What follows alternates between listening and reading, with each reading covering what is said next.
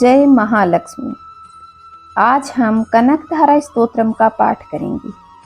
आइए दोस्तों जानते हैं कि किस तरीके से आदि गुरु शंकराचार्य जी ने कनकधारा स्तोत्रम की रचना की थी। मैं आपको एक छोटी सी कहानी के माध्यम से बताती हूँ, उसके बाद हम कनकधारा स्तोत्रम का पाठ करेंगे। एक बार शंकराचार्य जी भिक्षा मांगने के लिए घूमते घूमते एक ब्राह्मण के घर पहुँचे। इतने तेजस्वी अतिथि को देखकर संकोच के मारे ब्राह्मण की पत्नी बड़ी लज्जित हुई।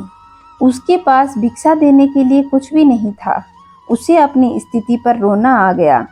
नम आंखों से घर में इधर उधर देखा तो घर में कुछ सूखे आंवले रखे हुए थे। उस ब्राह्मण पत्नी ने वे सूखे आंवले भिक्षा के रूप में शंकराचार्य जी को दे दिए। शंकराचार्य को उसकी यह दशा देखकर तरस आ गया।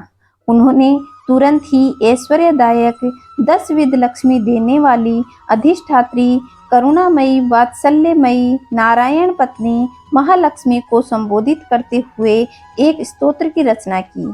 इस स्तोत्र का पाठ करने से वहां सोने की वर्षा होने लगी। इससे इस स्तोत्र का नाम कनकधारा स्तोत्र हुआ। कनक का मतलब होता है सोना। वर्षा के समान सोना बरसाने के कारण ही इस स्तोत्र का नाम कनकधारा स्तोत्र रखा गया। कनकधारा स्तोत्रम का पाठ यदि किसी व्यक्ति के द्वारा 1000 बार कर लिया जाए तो वह घोर से घोर दरिद्रता का भी नाश कर सकता है। इस स्तोत्र का पाठ अगर बिल्व वृक्ष के नीचे किया जाए तो अति शीघ्र प्रभाव देता है। कनकधारा स्तोत्रम। जिस प्रकार भ्रमरी अर्ध विकसित पुष्पों से अलंकृत तमाल वृक्ष का आश्रय ग्रहण करती है, उसी प्रकार भगवान श्री विष्णु के रोमांच से शोभायमान लक्ष्मी की कटाक्ष लीला श्री अंगों पर अनवरत पड़ती रहती है और जिसमें समस्त ऐश्वर्य संपत्ति का निवास है, वह समस्त मंगलों की अधिष्ठात्री देवी लक्ष्मी की कटाक्ष लीला मेरे लिए मंगलदायिनी हो। जिस प्रकार भ्रमरी कमल दल पर मंडराती है, अर्थात बार बार आती जाती रहती है, उसी प्रकार भगवान मुरारी के कमल मुख की ओर प्रेम सहित जाकर और लज्जा से वापस आकर समुद्र कन्या लक्ष्मी की मनोहर मुग्ध दृष्टिमाला मुझे अतुल श्री ऐश्वर्य प्रदान करे। जो समस्त देवों के स्वामी इंद्रपद के वैभव का विलास देने में समर्थ है तथा मूर नामक दैत्य के शत्रु भगवान श्री हरि को भी अत्यंत आनंद प्रदान करने वाली है, एवं नील कमल के समान लक्ष्मी का सहोदर भ्राता, ऐसी लक्ष्मी के अर्ध खुले नेत्रों की दृष्टि किंचित क्षण भर के लिए मुझ पर अवश्य पड़े। शेष साई भगवान विष्णु की धर्म पत्नी श्री लक्ष्मी जी का वह नेत्र हमें ऐश्वर्य प्रदान करने वाला हो, जिसकी पुतली तथा बोहें प्रेमवश अधखुले हों, किंतु साथ ही निर्निमेष नैनों से देखने वाले आनंद कंद श्री मुकुंद को अपने निकट पाकर कुछ तिरछी हो जाती हैं। जो भगवान मधुसूदन के कौस्तुभ मणि मंडित वक्ष स्थल में इंद्र नीलमयी हरावली सी सुशोभित होती है तथा उनके भी मन में प्रेम का संचार करने वाली है, वह कमल कुंज वासिनी कमला की कटाक्ष माला मेरा कल्याण करे।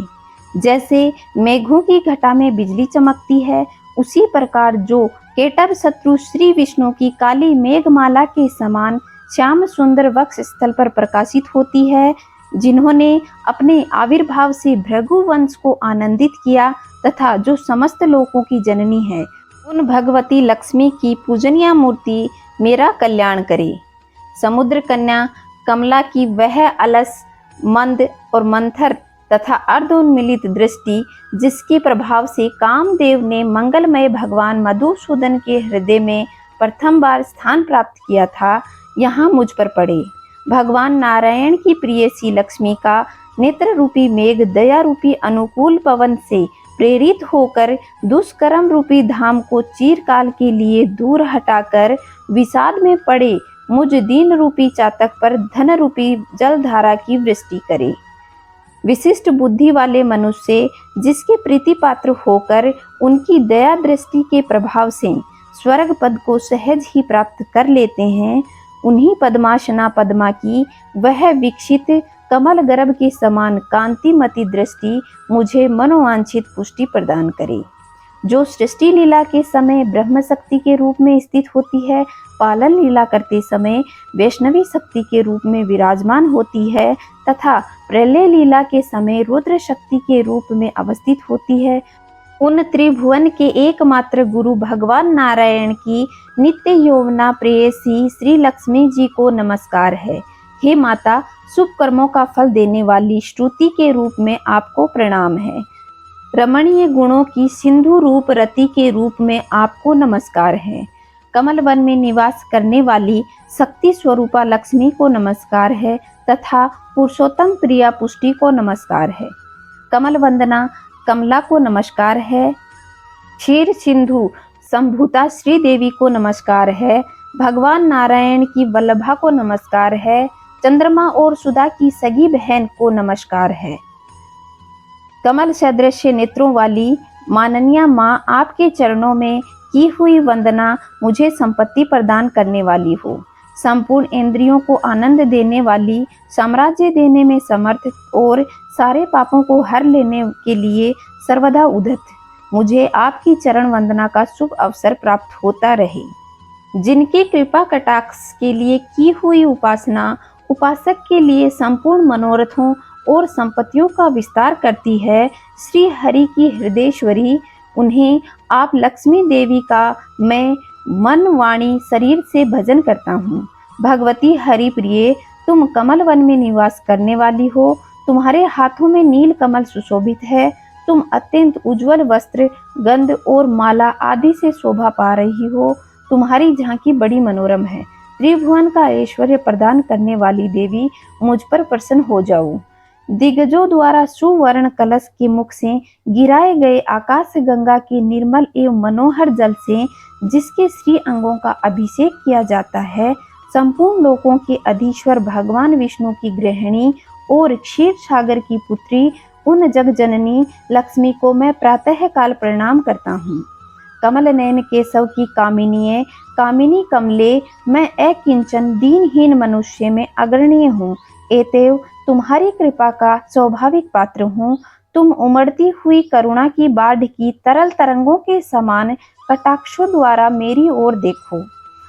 जो लोग इन स्तुतियों द्वारा प्रतिदिन वेद त्रयी स्वरूपा त्रिभुवन जगत जननी भगवती लक्ष्मी की स्तुति करते हैं, वे इस भूतल पर महान गुणवान और अत्यंत सौभाग्यशाली होते हैं तथा विद्वान पुरुष भी उनके मनोभावों को जानने के लिए उत्सुक रहते हैं। तो यह था लक्ष्मी स्तोत्रम पाठ। आशा करती हूँ आपको पसंद आया होगा। पसंद आया है तो चैनल को सब्सक्राइब कर लें, पास के बेल आइकन को दबाएं ताकि आपको आने वाले वीडियो का नोटिफिकेशन मिलता रहे। वीडियो को लाइक करें और शेयर करें ताकि और लोगों तक भी ये माँ लक्ष्मी का स्तोत्र पहुँच सके। जय महालक्ष्मी दोस्तों।